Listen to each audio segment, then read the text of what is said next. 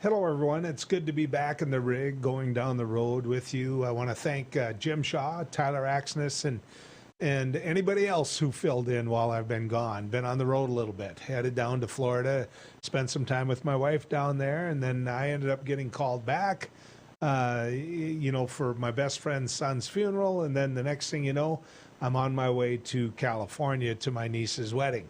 Made it back in the Dakotas, back in the upper Midwest. And I'm here, hopefully, for quite a while. I'm kind of tired of living out of a suitcase. So in a little bit, we're going to be joined by Bill Hejl. Now, the hook with Bill Hejl is he's on he was on the board of Crystal Sugar for a long time. His son has his position now on that board. But Bill understands agriculture, and he understands, quite frankly, Ukraine and what's going on there. He's a 30-plus year veteran of the Air Force. So imagine what he knows that we don't. And that's why I'm kind of anxious to talk to him. He's going to be coming in behind me in a little bit. But here's the thing I think we all need to keep in mind. What are we doing as a country that actually aids what Vladimir Putin wants? Right? I mean, what are we doing? Are we arguing amongst each other? Are we sitting there saying this, that, or the other thing in regards to, what overall is happening? World War III, those type of things. That's one of the things I want to talk with Bill about. I want to get him to sit down and just get a chance to visit with him a little bit about it as a longtime veteran of the Air Force. And so we're going to do that. Bill, why don't you swing around here and just come on in and join in our conversation. As I mentioned, Bill served in many different capacities as an ag producer and as a veteran of the Air Force. Bill, good to have you coming down the road with us. How you been? Been good. Good. I'm going to get you to slide that mic down just a little bit. Look at there. Okay. See, you old veteran, somebody who you will see guest host here someday, I have no doubt. Bill, let's start with ag. Okay. As a sugar producer, longtime sugar grower, how is the sugar industry? Sugar industry is doing quite well. Locally, challenges with finding truck drivers. I would guess that probably was nationally. We have normally 135 semis hauling sugar beets from piling stations to factories. That's a lot of semis. That's a lot of semis. A lot of drivers, 24 hours a day. How about the increased fuel costs? Just moving it from the piles to the plant. That will affect the beet payment somewhat. The company that we work with, Trans Systems, has to insulate themselves from that to some extent. But yes, it does have an effect on the beet payment too. That costs more to get it there. And our friend Toby was just telling me this morning, he's paying $4. He just paid yesterday.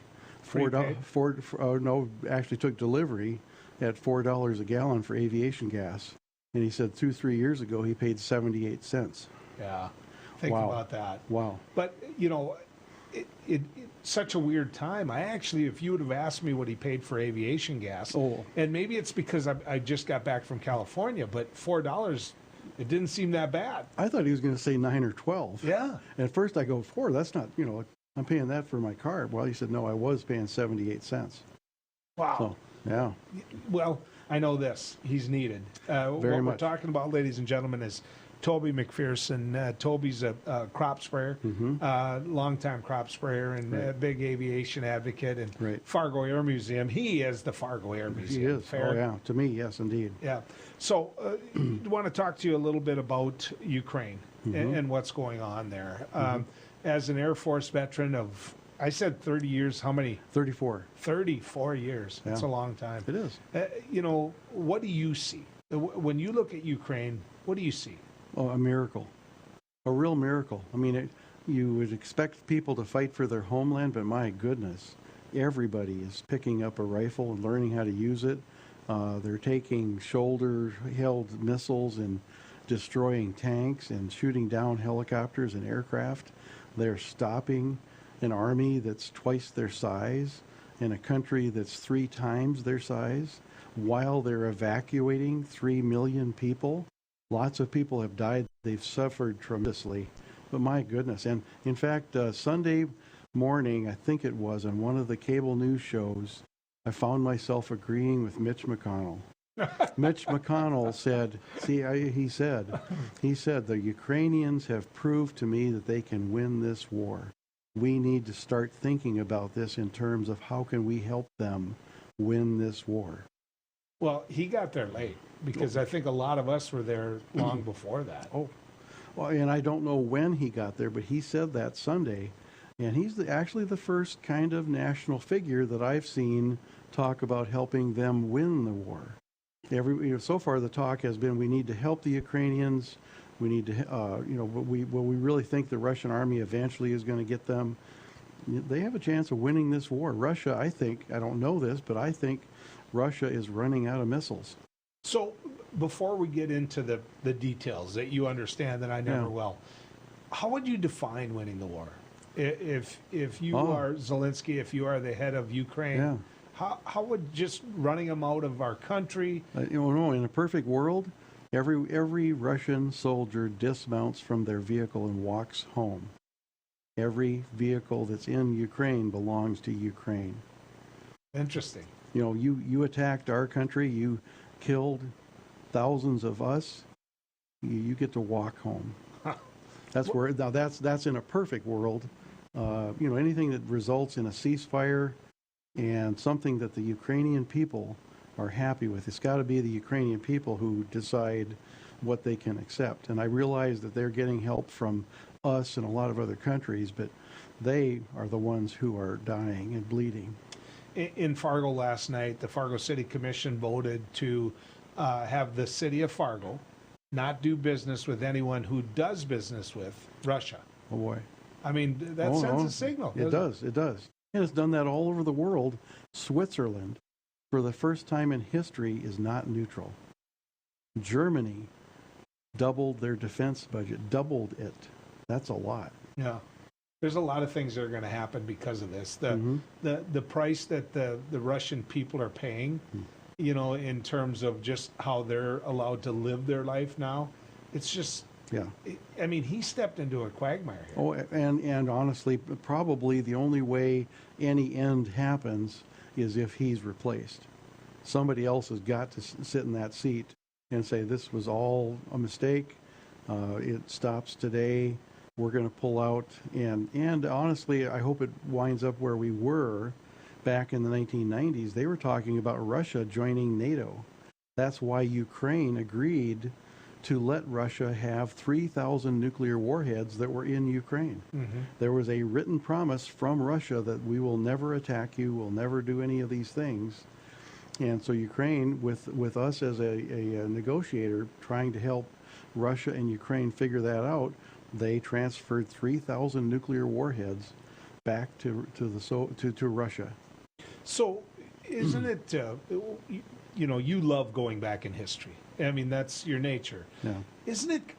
Doesn't it seem common that some of the most evil men that have ever been on the face of the earth always blame somebody for doing something that they're doing? Absolutely. I mean, it's like they're going to use chemical warfare, and that's a prelude to him using chemical warfare. Right. Yeah.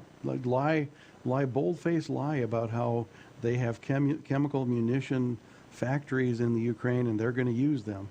No. The United States helped the Ukraine clean up all of the Soviet Union chemical munition factories that were in Ukraine a long time ago. We helped get rid of them. Nobody wants to use chemical munitions. And I think that if he starts to lean toward that, or just as bad, biological weapons or nuclear weapons, any of those, that's when we have to hope and pray somebody in Russia, some group of people, are able to say, nope, you're out of office and we're now running a country. I've been telling a lot of people, Bill, that the key to all of this, as far as NATO goes, as far as the U.S. goes, is the position of China. Oh, and if China, if you can get into a closed-door meeting with China and say, look what this is doing to our economies, look at what this is doing to our mutual agreements that we've had in place, you can't have his back on this. And China said, hey, we give you our word, we'll stay out of it. If they just do that, that's about all NATO would need. That's huge because, again, if Russia is running out of missiles and other kinds of munitions, There's only one place that can go get replacements, China. If China refuses to do that, Russia very quickly is faced with, we're going to lose. And it's better if we lose today than allow that many more thousand of our vehicles and troops to be destroyed and then decide that we lost. Now, in those 30 plus years, 34 years that you were in the U.S. Air Force, obviously Russia was the biggest concern. You had the Cold War going on for a large part of that. Did you ever expect when Russia showed and pulled that curtain back and you got to see their military, that they would be what you're seeing play out? No, never. Biggest surprise ever. Would you go deer hunting with food that expired 20 years ago? They were theoretically told they were going on a military exercise, but evidently it was normal business to head out on a military exercise with food that had expired 20 years ago. I can't imagine. Yeah. And falsified maintenance records. That's why those long convoys were breaking down on the highway all over the place. It wasn't because it was muddy out. It was because the maintenance that they claimed they had done, they just falsified the records. We talked about what happens if they win, but how would you define win? Just keeping a hold of your capital, or what? How would you define it? Oh, winning would be a settlement that they're happy with. And I don't want to guess at what they might be happy with. If they're happy with part of their country being independent, if that's what it takes to get a ceasefire, as long as they're happy with it, okay. But if they're not happy with that, I hope this literally goes to, like I've said, Vladimir Putin is gone. The Russians say, we don't want anything out of Ukraine, we're leaving. And they get up and leave. And then there's also reparations. They have to help rebuild Ukraine. So what do you think the chance is that Vladimir Putin uses nuclear weaponry? Boy, it's hard to put a number on that, and of course I hope it's really close to zero. There have been quite a few people who have studied him and worked with him for years who have said he's not crazy. People think he's crazy, but he's not crazy. He wants to stay alive just like anybody else. And either somebody in the Soviet Union decides to assassinate him. If that happens, that happens. But if they don't decide to do that, they come up with some way that he's not in office anymore, but he's also not running the country anymore. I was talking to someone about, the oligarchs, and they were talking about why when the oligarchs are losing all of this money and being so ostracized from society, why would they allow Putin to stay in power? Why wouldn't they take care of it? And my answer was, and you can correct me if I'm wrong, but the reason they have the money they have, the reason they have the power they have, is because of Putin. And without him, they don't have this, because it isn't capitalism. They didn't make it by innovation. They made it by friendship with Vladimir Putin. And I didn't know this 2 weeks ago. Mike McFaul, former ambassador to Russia, said there's two kinds of oligarchs. There's the 1990s oligarchs, like the guy that owns the soccer team in England, and they hate Putin, and Putin hates them. Putin did not give them their money, and it wasn't normal capitalism in the manner in which they became billionaires. But the oligarchs that you're after are the former KGB officers that Putin put into office and then gave them billions of dollars. And for them to say, we're going to replace the guy that was our boss at the KGB, that could happen, but they're going to have to think, hey, this is all going to wind up with a nuclear meltdown if we don't do something. And getting them to be courageous enough to stand up to their former KGB boss is going to be tough. How did Biden handle this? And let me give you my precursor to that, because, and this will show my bias, is when he first came out and said Russia's going to attack Ukraine, they're building up their army, they're going to invade Ukraine. There were a lot of people saying that he was just doing that because his poll numbers were down and he was trying to create a worldwide crisis, and that really wasn't true. Then when they did invade Ukraine, but yet they were picking away on the edges where the individuals that lived there might have been pro-Russia more than anyone else, then we had a former president, Donald Trump, say, this is brilliant, this is genius. Then when they did invade all of Ukraine and make their pitch to completely take over Ukraine, then everybody started saying, well, you weren't ready enough. You didn't know this was going to happen. My point is, which was it? I mean, what could have he done other than bring NATO back together and put these sanctions on, other than get us into this war? Because I know, Bill, you're as disgusted as I am when people start quoting and saying World War III. Yeah, well, I am, and I wish that they would say global thermonuclear war. That's the real risk. Global war is terrible, but thermonuclear war could mean the end of the human race. I mean, there's that many nuclear weapons. We could irradiate the entire planet if all of them get used. Now, they're probably not all going to get used. What else could President Biden have done? Well, first I have to compliment what he has done. You know, to release the intelligence like he did and lead the rest of the world into realizing that, yeah, he really could do this. And for a while, NATO refused to believe that he was actually going to invade Ukraine, refused to believe that he would actually send those tanks across the border, and then he did, which proved that the president had been telling us the truth all along. And I'm a dirt farmer from Amenia, North Dakota, but I would never have said American troops will never set foot in Ukraine. I wouldn't have said that. The policy prior to that had been ambiguity. You don't know what we'll do.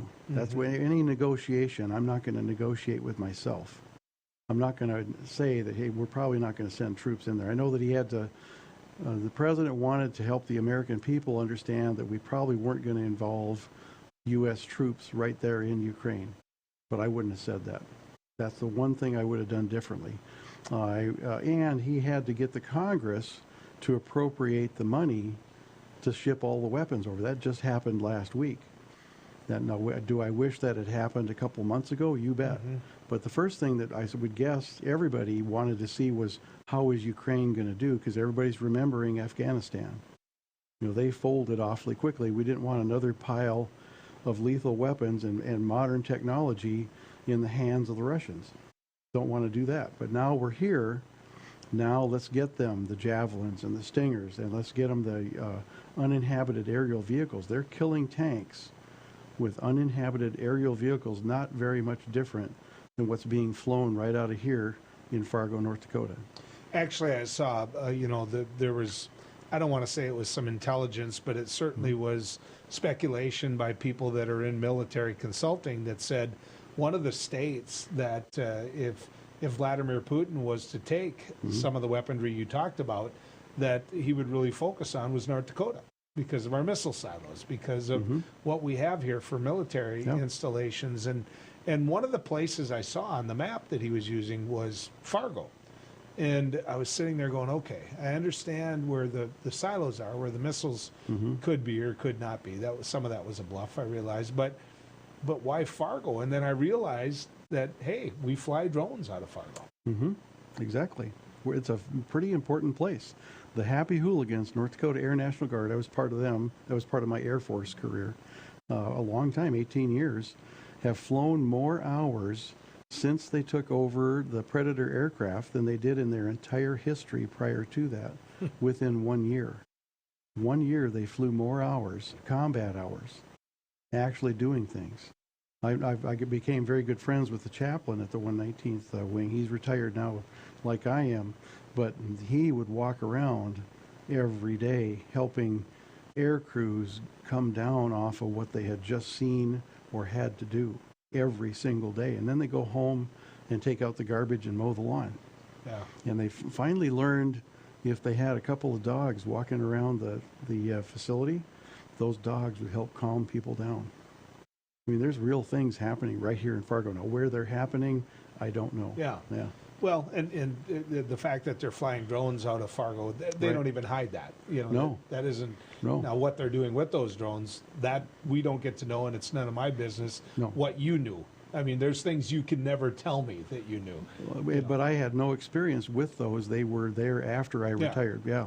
And what I also am impressed with, they have one pilot controlling 3 aircraft at a time.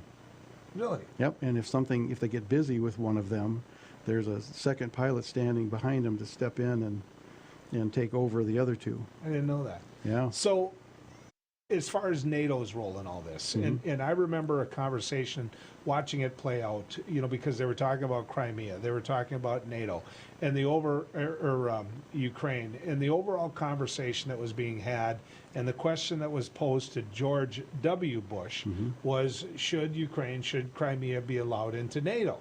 And he said, they're democracies, if that be the case, I don't know what, basically his premise was, why not, if they're democracies?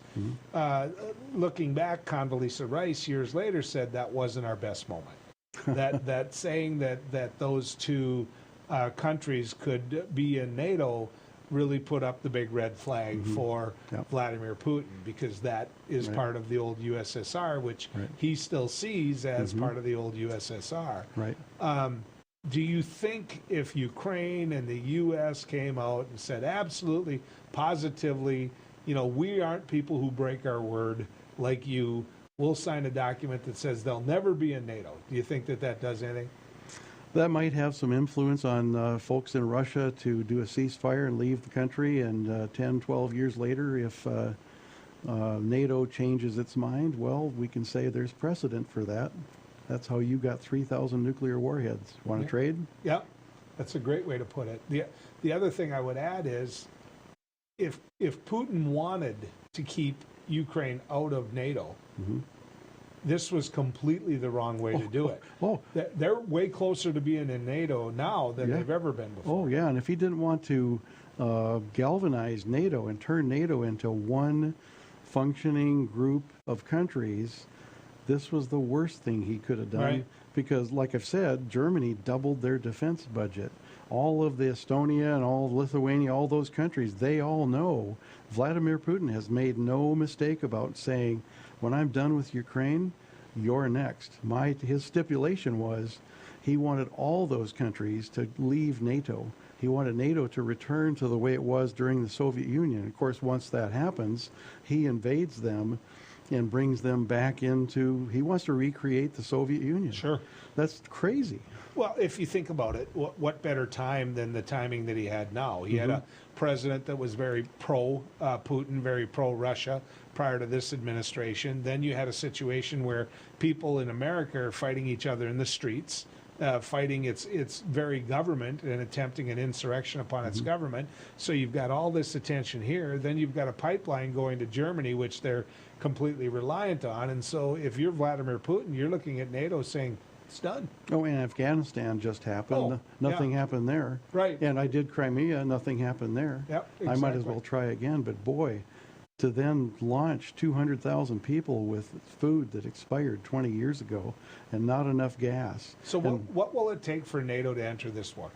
You mentioned nuclear war too. I did not know prior to 2 weeks ago that Ukraine has 20 nuclear reactors.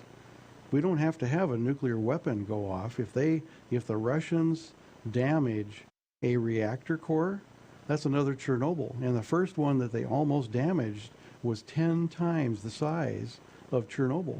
They almost damaged it. Well, for Europe, the prevailing wind, like here, is out of the west.